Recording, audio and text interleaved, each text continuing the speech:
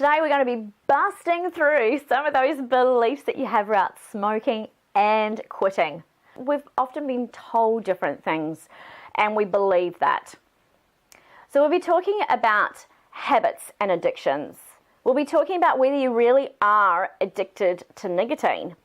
And we'll be talking about what really does cause those withdrawal symptoms and how you can easily avoid the majority of that happening. That's got to be a bonus, right? Habit versus addiction. So if I said to you that you are not addicted to smoking, you are not addicted to nicotine, would that help you be able to quit more easily? Now, chances are I probably would. I ask you to consider who are the organisations that are financially benefiting from you thinking you're addicted. They are the companies that are getting either taxes from you or tobacco companies that are getting income from you to continue to think that you're addicted. The true meaning of addiction is that your body will not survive without having that fix. We know that for some drugs that they're addicted to, the withdrawal symptoms are so severe that if they don't get some sort of replacement fix, they will die. The majority of nicotine is out of your body within 24 hours of quitting.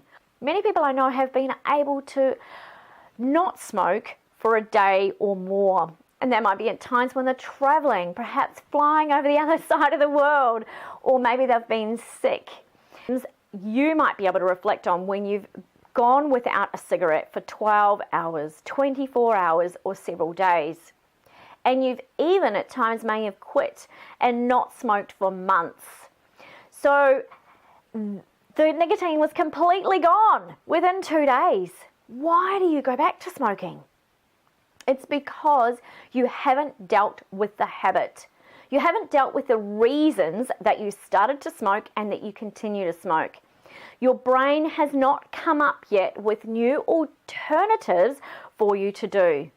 So in building new neuro pathways in your brain, you've now already got a list of when you currently smoke, what you get out of it, and an alternative pleasurable activity that you can do that might take you just a short amount of time, perhaps the same amount of what it took you to have a smoke, that gives that brain the clarity and certainty that it needs. That is an alternative option.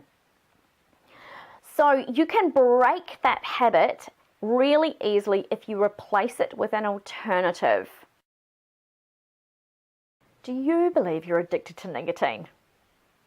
Most people do, because that's what the companies have been telling you, that nicotine causes you to feel a little bit of pleasure for a few seconds when you're smoking that cigarette. And maybe it does. Nicotine's a stimulant and it causes your body to get stressed because it increases your heart rate and your blood pressure. They also tell you that nicotine is what causes those withdrawal symptoms. Now, please know that sugar is what causes those withdrawal symptoms, because tobacco is cured in sugar water. Every time you're inhaling that smoke, you are taking in sugar into your bloodstream, which is causing your blood sugar to rise. And this is why diabetes is so prevalent in smokers. Sugar is 7 times more addictive than cocaine, and sugar causes your brain to go and feel a little bit of pleasure. So what are you really addicted to? Nicotine or sugar? Now, anybody that gives up sugar will find that they encounter certain withdrawal symptoms such as grumpiness, headaches, could be body shaking, and even the brain just calling out and craving for sweet foods. It's like suddenly all these cakes and sweet things that you love are there that you've never seen before. So sugar is what causes your withdrawal symptoms, and you can easily get around it by being prepared. And what I recommend to people is it's the blood sugar levels fluctuating. So aim to regulate your sugar levels once you've quit by taking some healthy snacks. So maybe have a couple of grapes or a slice of apple or a couple of nuts at those times when you would normally have had a cigarette. Just small amounts of healthy foods that will help regulate your blood sugar. So you can easily overcome the majority of your withdrawal symptoms just by being prepared. So that, for many people, is a huge relief. That is what causes a lot of people to not want to quit because they're worried about how grumpy they're going to get. So it might be the opportunity for you to go back now and revisit the activity that you did on the times when you currently smoke and some replacement activities. Make sure that your brain knows that you are committed to this change and that you have the clarity of alternative things that you're going to do instead of smoking.